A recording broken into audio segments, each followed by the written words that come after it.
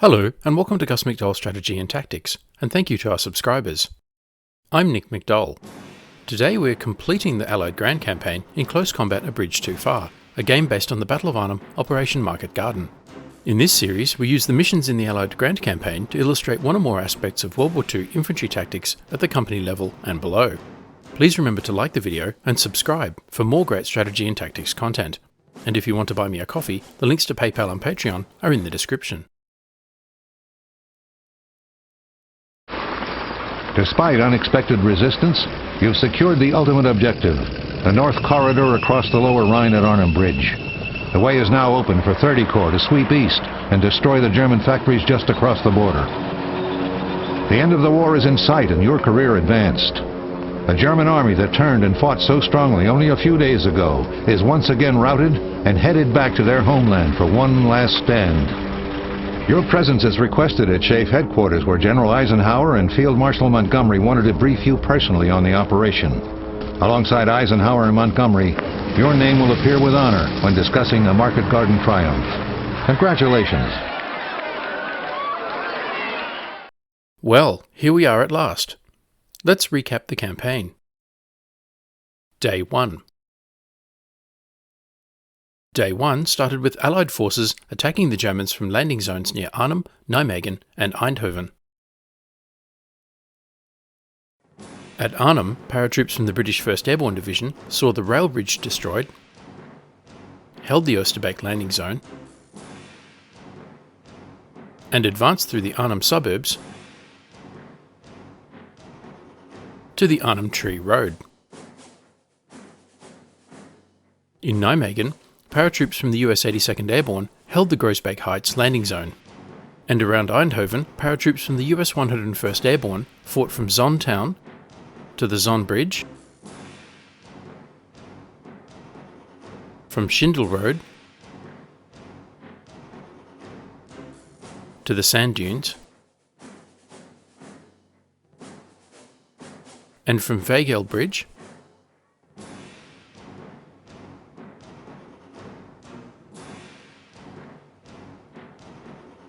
to the town and Vagel North. Day 2 saw no action for the 101st Airborne. The 82nd Airborne Division defended the Groesbeek Heights against tanks.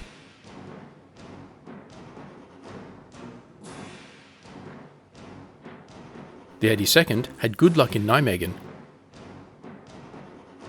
clearing the city, seizing the bridge across the Vaal,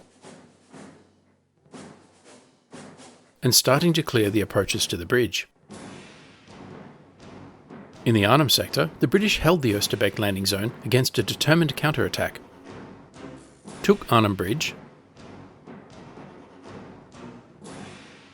and then defended the Arnhem Relief West approach.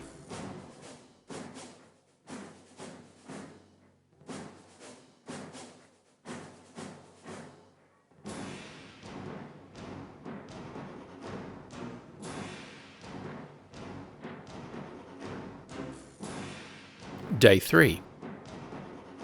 In the Eindhoven sector, the Screaming Eagles defended the Schindel sand dunes from a determined German counterattack. 30 Corps finished the Bally Bridge at Zon. The 5th Guards Armoured Brigade sped forward past Vagel to Nijmegen, while divisional support troops helped the 101st defend against a German infantry counterattack south of Zon. In the Nijmegen sector, the US 82nd Airborne Division withdrew from the landing zone, then defeated German armour on better defensive terrain in the farmland near the Groesbeek Heights. Then they retook the landing zone, but at great cost. Meanwhile, other elements of the 82nd seized the remainder of Nijmegen city and secured the southern end of the Waalbrug or Nijmegen Bridge. In the Arnhem sector, the British defended the Arnhem Relief West approach with an anti-tank ambush that claimed a Jagdpanther, thus keeping open the supply route to Frost's men at the bridge.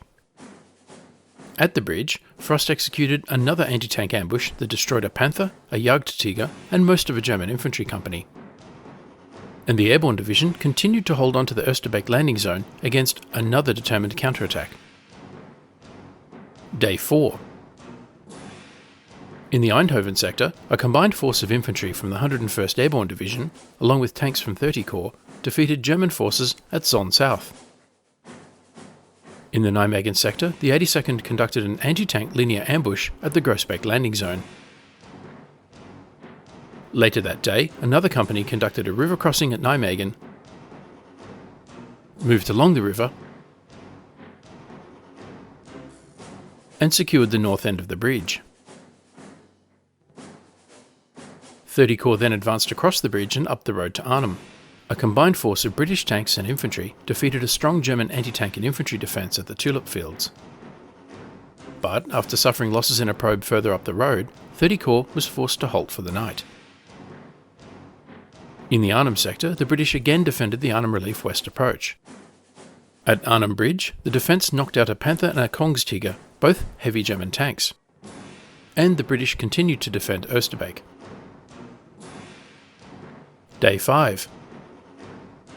Day 5 saw the Germans make last-ditch attempts to counterattack without success, and the Allies made considerable forward progress. The Eindhoven sector remained quiet. In the Nijmegen sector, a company from the US 82nd Airborne Division, supported by 2 light tanks, defended the Groesbeek landing zone. North of the Nijmegen Bridge, tanks and supporting infantry from 30 Corps defeated German forces and opened the road to Arnhem. And we fought an extra battle for the Groesbeek Heights. In the Arnhem sector, the British held out at the bridge and in the Arnhem Relief area. We also fought extra battles at Oosterbeek North and the Oosterbeek Cauldron. And the Polish drop operation was a success, with paratroops from General Sosabowski's Polish Parachute Brigade fighting their way off the landing zone, through the town of Driel, and securing the southern bank of the Rhine. The campaign ended in an Allied victory. So, what did we learn? Before I begin, another big thank you for your comments and suggestions on previous battles and for your encouragement to continue and extend the series. It means a lot. This may be a single-player campaign, but I am not playing alone. I have identified 3 key lessons from the campaign. I learned quite a lot over the course of the campaign, so it was actually rather difficult to identify just 3 lessons that capture the essence of the campaign. But here goes. First, learn from the past. The historical doctrine works. Much of this doctrine dates back over 80 years, and it captures the wisdom of the centuries. Whether in applying infantry tactics in attack or defence, the use of tanks or artillery, or the design of defensive positions, the doctrine proved its value time and again. But doctrine is a guide, not a rule. You need to apply it flexibly, according to the needs of the situation, and sometimes abandon it altogether and do what you think is right. But always learn. Second, solve problems systematically. Get to know the situation, the mission, the terrain, your troops, and the enemy. What are you trying to do, and why? Where are you trying to do it? With whom? Against whom?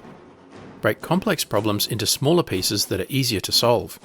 Develop some options, choose the best, then come up with a plan. Then implement your plan flexibly. If things don't go your way at first, don't give up. Hold the course, but know when to cut your losses and walk away. Third, work as a team. Don't go it alone. One section, or platoon, fires while the other moves. Sections and platoons support each other and protect each other, like bazookas protecting infantry from tanks, while the infantry protect the bazookas from the enemy.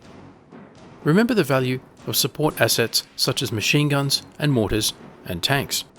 In battle after battle, it was the support assets that made the biggest difference and caused the most casualties. They provided firepower while the infantry manoeuvred into position. Close combat usually comes down to infantry seizing and holding ground in the face of the enemy.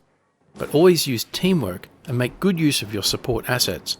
Place them well, check their fields of fire, and control their ammunition expenditure. So, in summary, learn from the past, solve problems systematically, and work as a team. If you can apply these lessons, in games or in life, you'll do well. These were my top 3. What were yours? Let me know what you think in the comments below. Finally, I'll leave you with some videos from the game setting out what happened for the remainder of the campaign in real life for comparison. September 21st. Their supplies exhausted after 88 hours of constant battle, Frost's men finally surrender the north bridgehead of Arnhem. With the bridge again in German hands, the 10th SS Panzer Corps heads south to directly engage 30 Corps. A new front line forms between Arnhem and Nijmegen. After a 4-day weather and communications delay, the Polish 1st Parachute Division is redirected to Driel. Unable to cross the lower Rhine into Oosterbeek, the Polish troops dig in. The 43rd Wessex Division of 30 Corps is dispatched to assist the Poles. September 22nd. The Germans re-engaged the thinly spread Allied troops in an attempt to cut 30 Corps' narrow supply corridor between Belgium and Nijmegen.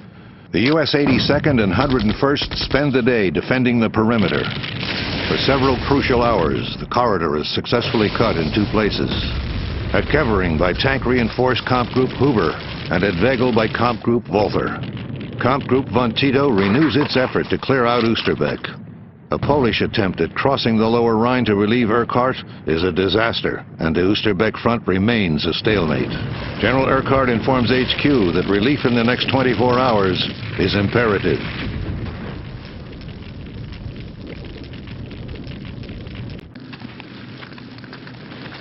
September 23rd. German troops fail to retake Wegel at the north end of Hell's Highway. The fighting delays the British relief effort for Oosterbeek a critical extra day. Attrition and exhaustion begin to tell on both sides in Oosterbeek. In a late-night crossing, 200 Polish paratroops join in support of General Urquhart's perimeter. Aware of the desperate situation, Allied HQ informs Urquhart that he has permission to make a strategic withdrawal.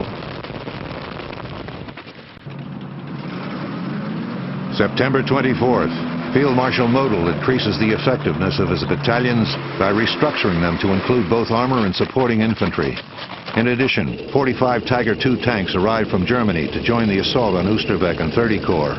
Unable to negotiate freely on the soft land with their 68-ton bulk, they lay down deadly fire from the perimeter. Supported by Jagdpanther tanks, Battalion Jungwirth cuts the Allied corridor in Kevering. Portions of 30 Corps are trapped on the narrow road south of the blockade and are heavily damaged by the tank assault and artillery shelling. September 25th. German troops are forced to relinquish Kevering. As they withdraw, they heavily mine the road.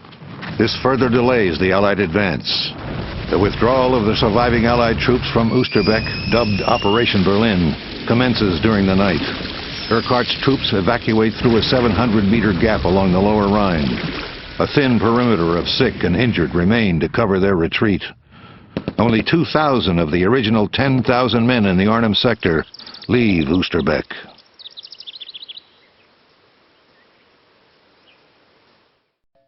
September 26th. Operation Marketgarden officially ends. With no margin for error, the Allied plan has collapsed upon itself.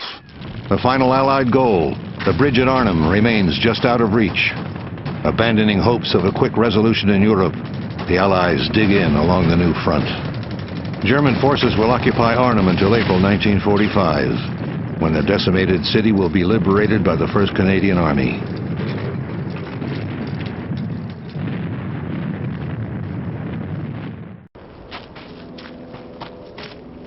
September 27th.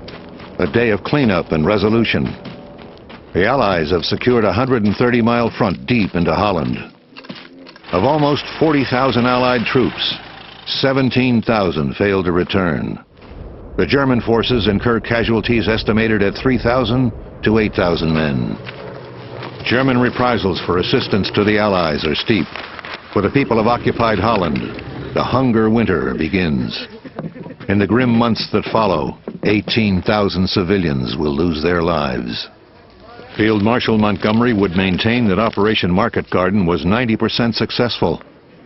Prince Bernhard of the Netherlands would reply, "My country can never again afford the luxury of a Montgomery success." As always, thanks for watching. Don't forget to like, comment, subscribe and donate, and stay tuned for the next campaign.